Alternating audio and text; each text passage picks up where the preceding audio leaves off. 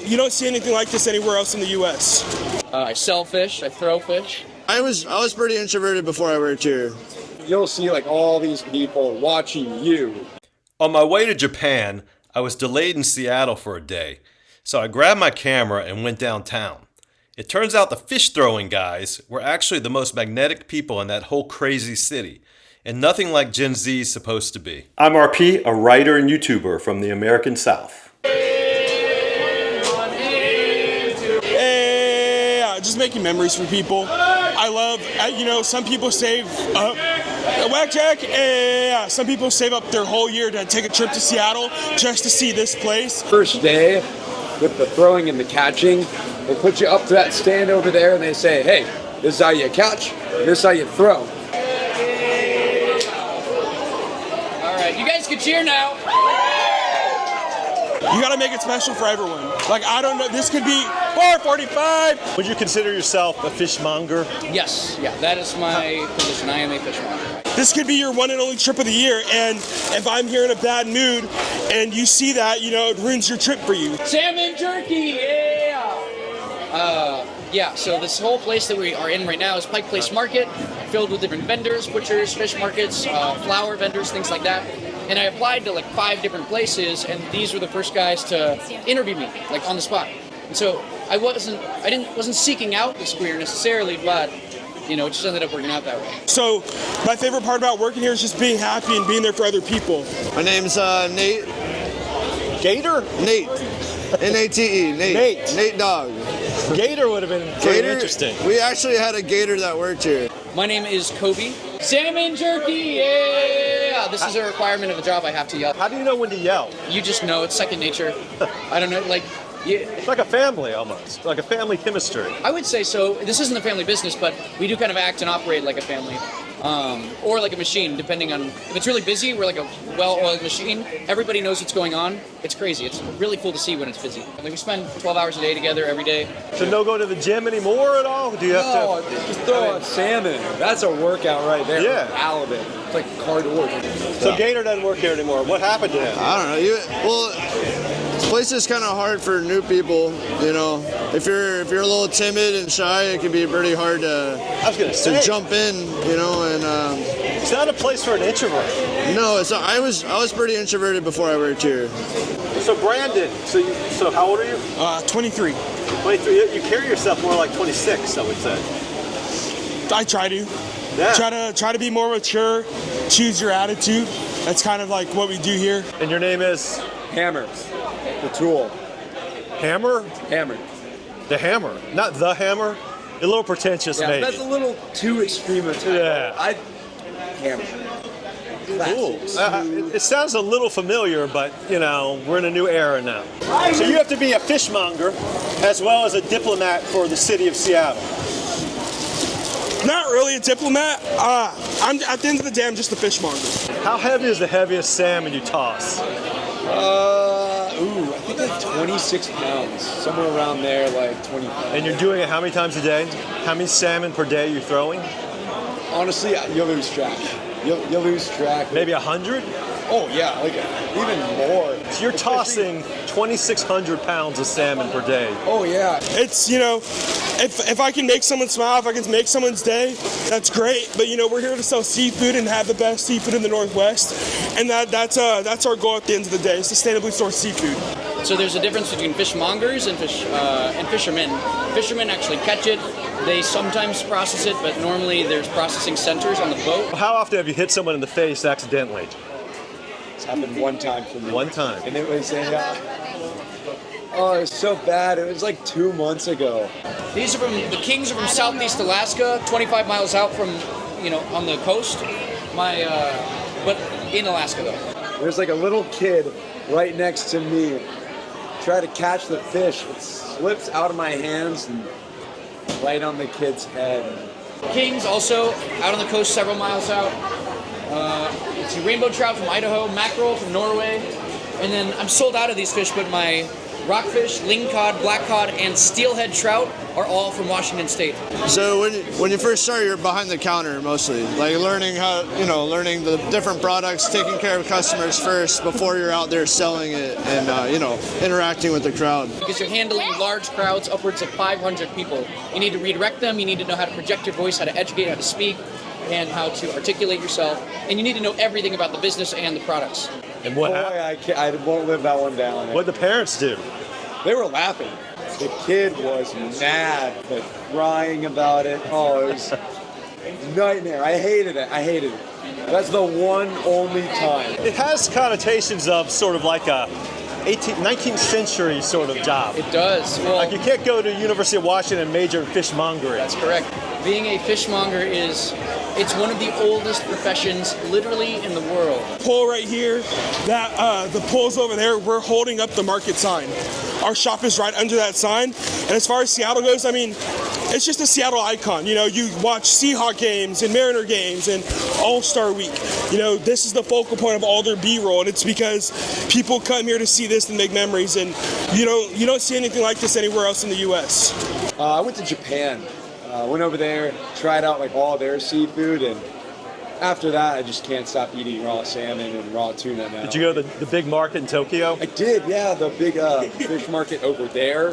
That was one of the shops that I wanted to go to. It was super cool to see like how we do it over here versus how. What's the difference? A lot of the differences that I noticed was they already have like all the little cuts pre-cut out, all ready to go, and the little sashimi blocks and slices.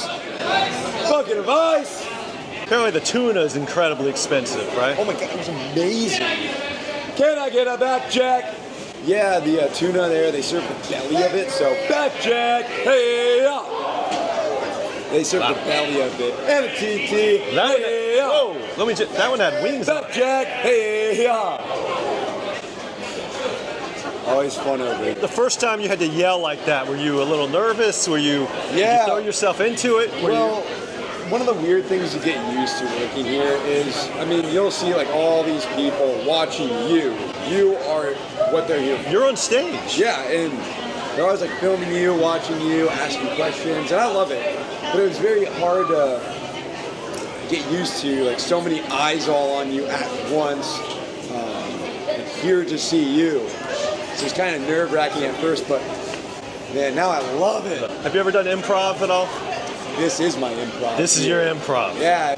Where are they from? How can I use that information to connect with them? Where are they from? What do they like? And finding common ground for both of us to make a connection, and for me to talk about a product that I like that they might also enjoy. And so the way that I talk, salmon jerky, yeah! The way that I Salmon jerky. Salmon jerky. It's It's quite pretty good, actually. Yeah, it's cold smoked for 3 days straight, high in fat and sodium because it's the belly. Selling and distributing and processing like food in general is like primal. You know, that's what we started doing. So like farmers, fishmongers, butchers, anybody who smiths. You know, this is literally one, and it's kind of a dying field. I feel like. Because most people get fish at the grocery store now, already cut. We are a real business. You don't have to get pictures and then walk away. And we don't just throw fish. We have a lot of really good stuff. And so there's not a lot of people, there's not a lot of fish markets in general. You know, you go to your butcher and they'll also have fish, or you go to the grocery store and they'll have fish. But a fish market that exists like this, you know, these aren't really that popular, at least in the United Sort States. of like delis. Classic delis are kind of dying out. Yes, that's true. Delis are also dying out. And it's both are sad to see. Yeah, I know. But we're alive, we're kicking. We've been here since the 1920s or 30s, this place. This company, as it exists with its name, I think maybe the 50s or something like that, but this stall as a fish market has been here for about 100 years. Wow. So people last a long time at this place. I have a couple coworkers who've been here their whole lives, 30 years. One of my owners has been here since he was 18, and he's 60-something now. And so the owners like me out here. I do sell a lot of fish, I think. Not to be vain or anything. What are some of your best lines, would you say? I don't necessarily have lines. It's more so, I think a lot of people, I don't know who's watching, but that work in sales, it's not about scripts or lines. It's about understanding who you're selling to. That changes person to person. A part of my I got a bunch of free Pokemon packs, so I've been opening up live in front of the audience, and then I'll give out a card that someone looks like. Can I pick one that you look like? This is a pretty big tourist location. I want to make sure that when I'm selling something to someone, that they're happy by the end of it. You don't want them to think like they walk away feeling like they, I don't know, like Been bamboozled. yeah. Place like Seattle or Alaska or Canada where there's not much sunlight, like salmon is super important. Hey! Salmon is super important because it's rich in vitamin D. Good for the skin. It's good for your skin. Vitamin D is actually a hormone too. So it actually, if you have more vitamin D, you're actually happier. That's why you go to warmer climates, people are usually like, a little happier, or they seem that way at least, Can you talk a little bit about the cultural differences between Seattle up here in the Pacific Northwest and where you're from down the Southeast? Yeah, I'd say here it's a little more reserved. Like people are a little more reserved, and I wouldn't say not as friendly, just not as like open to. I guess like not as open right away to like interacting and like getting to know you. But that might be just because there's so many transplants that move here, and maybe because of the weather too. Colder environments kind of have like colder people. So the audience should know that one reason that Nate and I connected was that we're both from the South. So Southern people tend to be pretty friendly, I would say. Would you agree absolutely. with that? I remember when I moved here, it was like a big culture shock when I would stand at the bus stop and say good morning to somebody, and they'd just like nod or like would just be like. They don't say anything back. Because back home, you can't walk down the street without somebody waving at you, saying good morning or hi, hello. But it's funny because I got tired of that when I lived in the South. Like I wanted to be like a recluse. I wanted to go live in the woods, be alone, not. You got tired of the friendliness. Yeah, I got. Because I was pretty introverted and pretty shy. And then when I moved here, I was like, I kind of missed that a little bit. And then, what's the phrase called in Seattle? The freeze out? The Seattle freeze. Yeah. Can you explain that for us? Yeah. So people say there's a Seattle freeze where like it's hard to make friends. I think because Seattle was such a small place for a long time. And all these people started flooding into the city, and so like the locals had their like groups of people, their places. They already had their communities, and then all these people from all over the country and world move here, and they don't really know how to fit in to those groups or places very well. What about you? Are your friends mainly from out of state? Or? No, actually, it's weird. Most of my friends are from here, which is really nice. But I moved here with a group of people that weren't from here.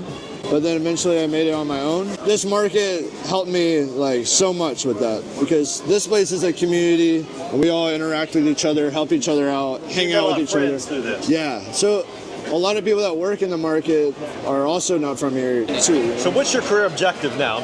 For a long time, I wanted to study physics.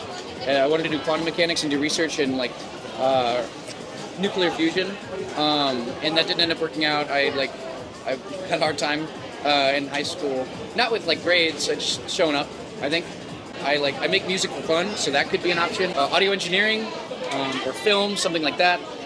But at this point, I'm not sure because I'm getting to the age where I need to find something that is sustainable. How old are you, if you don't mind me I'm asking? 23 years old, so 23. I should start finding a career.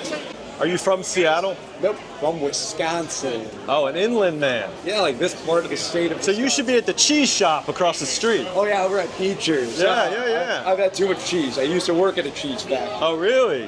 Wisconsin's a little too cold for me. Here it's like we get the nice mountains. I mean, great seafood.